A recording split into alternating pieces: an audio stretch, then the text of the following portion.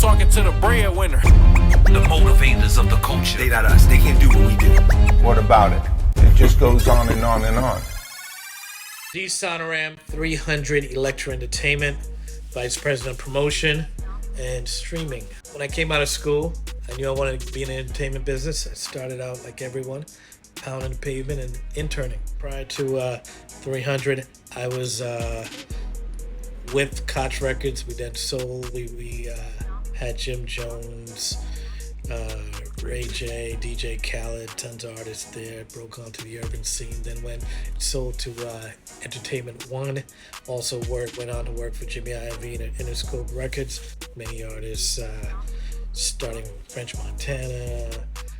We also had Kendrick Lamar starting off. Then after that, had a label deal at Sony under Doug Morris.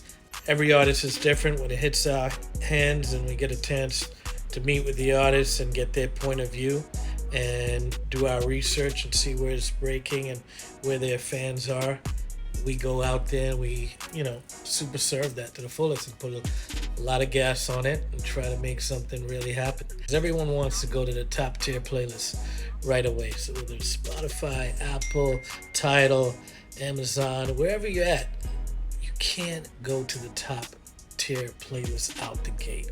Do your research on every DSP, know the feeder playlist, know the flow chart, and how do you move to the top and where would you be best at for the next 2 to 6 weeks before you ask to move to the next level.